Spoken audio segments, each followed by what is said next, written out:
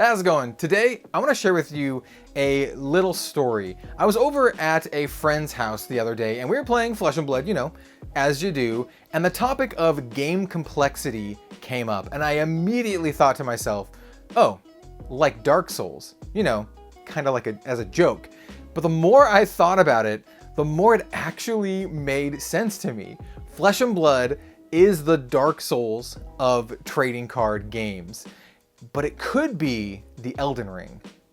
Let's talk about it. But before we do, a word from today's sponsor. It's me. I'm the sponsor today. If you like what I do and want to support the channel, I have a myriad of ways to do so in the description down below. Everything from my merch store, we have custom playmats, sleeves, apparel, to channel memberships here on YouTube. You get access to custom emojis and these little icons next to your name, and it's awesome. You can share all that stuff on our weekly live streams, to the Patreon where you do get various bonus perks on there as well, including card backs on the Flesh and Blood fan-made online client talishard.net. We do have a myriad, it's the second time I've used myriad today, number of sleeves that you'll have access to on that online client. So if you'd like to support the channel, those are all great ways. If you can't support monetarily, leaving a like, subscribing, ringing that notification bell, they all really help the channel and I appreciate it so much. I know a lot of folks are not ringing the notification bell because I've had people tell me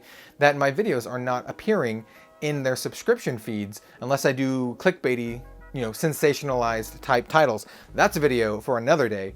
But like I said, all that stuff helps. I appreciate it so much. Thank you, Rogues Gallery. You're awesome. Let's talk about how Flesh and Blood is the Dark Souls of trading card games. It's really interesting and a lot more nuanced than you think. When folks normally say that X is the Dark Souls of Y, they're usually saying it in relation to the difficulty of the game, right? You know, if X game is the Dark Souls of sports games, they're saying it because it's really hard. Or in some more mechanical aspects, because they have, like, you know, respawning enemies, dodge roll, a stamina system, that kind of stuff. I think when I say that Flesh and Blood is the Dark Souls of TCGs, it's so much more nuanced than that. It goes into it on multiple levels to a degree that I find actually quite fascinating. So let's really get into it here. There is a superficial level to this, and that is the aesthetics and overall tone and feel of both of the IPs. Flesh and Blood and Dark Souls both have a very dark, gritty, bloody, violent world where, like, the strongest survive, with also, like, highlights of beauty as well. But that is the most superficial part of it, and that's not really what I thought about when I made the initial assumption that Flesh and Blood is the Dark Souls of TCGs. It's just something that, you know, is just kind of there. I think the first thing I want to talk about is a pretty interesting one, and that's community. The Flesh and Blood community and the Dark Souls community kind of remind me of each other. Like, I personally am a huge Dark Souls fan. I've been playing since Demon Souls. I have almost platinumed, you know, 100% completed all the achievements for almost all the games in the FromSoft Soulsborne lineup. And I want to say the community's always been, like, very tight-knit, a very, like, fun community. It does get a reputation for being a little bit trolly every now and then, but I think the intent is a very welcoming one, right? Like, it's kind of like almost like hazing for the Dark Souls community. The Flesh and Blood community doesn't have that aspect. It's much more of a tight-knit and small community, and it's much more welcoming in a very wholesome way. But they're both communities that love the IPs and they are rooting for the companies to succeed, right? So Flesh and Blood fans want Legend Story Studios to succeed. They want the company to do well. They want the products to do well. The same is true for FromSoft fans. They love the companies, or company, and they want the games to succeed. Which is something that you don't always see in all of the things, right? There is a stigma towards, you know, big corporations and publishers these days. But for these two titles in particular, the community is very much behind them. And you have this, like, great sense of, well, just a great sense of togetherness. I was gonna say a great sense of community, but that's a little bit redundant. And that's one of the things that initially, popped into my mind after this. Another one is that both of the games are kind of paving the way for games to follow in their wake. Now, we have a ton of Souls-like games out there these days, not made by From Software, by other third-party independent developers, and Flesh and Blood is kind of doing something similar here in the TCG space.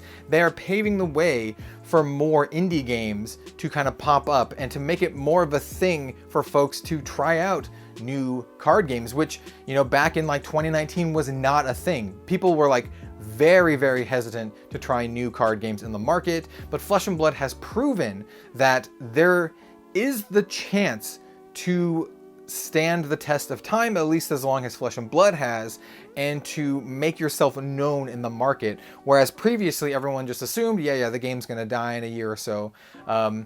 That's not the case now. There is a very real sense of openness because of Flesh and Blood's success. And we've already seen somewhat of a TCG renaissance because of this. Tons and tons of games hitting the market. Now, we can talk about whether that's a good thing or bad thing. That is a whole other video discussion topic that we can talk about at a different time.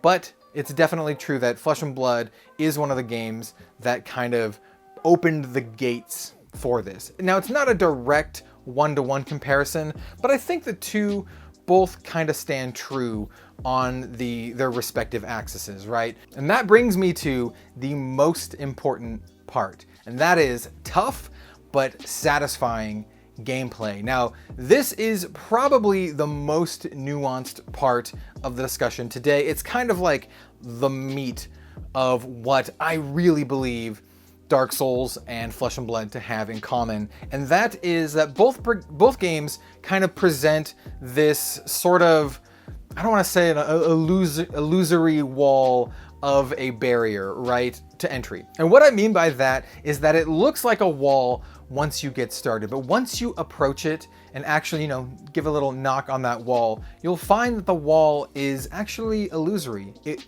really isn't there, and the barrier to entry is much lower than you would assume. Now, both games are very complex. They have complex and intricate game systems, but they are systems where once you kind of have the hang of it, you've got the hang of it, and things will go much, much smoother. And once you do have that foothold, once you do have that hang of the combat in Dark Souls or all of the mechanics in Flesh and Blood, things will flow smoothly, and you'll be able to overcome challenges that feel very, very rewarding at the end of the day when all is said and done. This tough but rewarding gameplay experience is really at the heart of the matter here. It's the crux of both Dark Souls and Flesh and Blood. And I honestly feel that's what truly makes both of these games great. Everything else that surrounds them helps solidify them and make them into a complete package, right? The aesthetics, the lore, the world, the challenge, but overcoming the challenge in these awesome environments with the awesome aesthetics makes the games what they truly are. And that's really why I say that Flesh and Blood is the Dark Souls of TCGs. Yeah, they're both a little challenging, right? But once you overcome that barrier, they are so rewarding, so much fun, and very, very much worth it. Now, the big question of the video is, how does Flesh and Blood take that next step like the Dark Souls franchise has, transitioning from Dark Souls into Elden Ring, a game that this year achieved mass broad appeal, but still maintained that core experience, this experience of overcoming hardship, this experience of satisfying victory. How does Flesh and Blood maintain these core fundamentals, but reach out to a much wider audience. Now, I don't have the perfect answers here. If I did, you know, I would sell my services to Legend Story Studios, but I do have a couple thoughts, and those evolve around formats that will garner a much wider, broad appeal. So Legend Story Studios is already doing some of these things. They have the Ultimate Pit Fight format, and I do think that as Flesh and Blood grows, this format will become more and more popular. It is a multiplayer format, and it's just, honestly, it's just a ton of fun. The other one is the player versus environment co-op format that would be released next year in 2023. Now, I don't know a lot about this. It's kind of, you know, just something that they've announced but haven't really given a lot of details on, other than it's going to be like a cooperative campaign. And that could be the catalyst for launching Flesh and Blood into the mainstream consciousness, just how Elden Ring launched from software and the Souls-like genre into mainstream consciousness. And when I say that, I'm not saying that Dark Souls wasn't popular before. Yeah, it was popular, but it was like niche popular, right? The people who liked it loved it, but it didn't achieve that like streamed everywhere on Twitch like Among Us or Fortnite level of popularity that Elden Ring actually did. Whether or not Flesh and Blood needs that level of popularity is an entirely other video in of itself that, you know, could be really interesting to talk about. You know, does Flesh and Blood need to become a very, you know, popular game to succeed, or is it already succeeding now? I would argue that it's already succeeding in what it's doing now, but still has the potential to take that next step to become, you know, much more culturally relevant, achieving a much more widespread knowledge. Now I'd like to turn the question to you. Do you think Flesh and Blood is the Dark Souls of TCGs?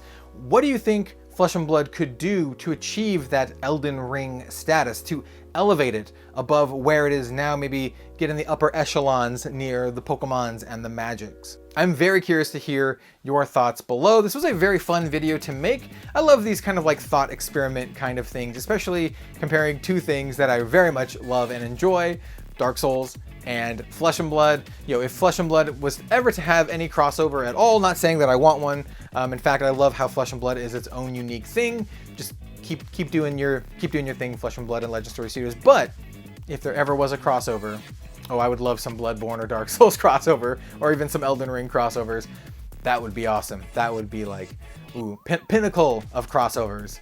Thank you all so much for watching. Like I said at the start of the video, like, comment, subscribe, ring that notification bell. It all helps so much, and I greatly appreciate it. A myriad of ways to support in the description down below. I said myriad 3 times now in today's video. Yes, that's gonna do it today. Thanks so much for watching, everyone. I'm very curious to know your thoughts on this topic down below. We'll see you next time.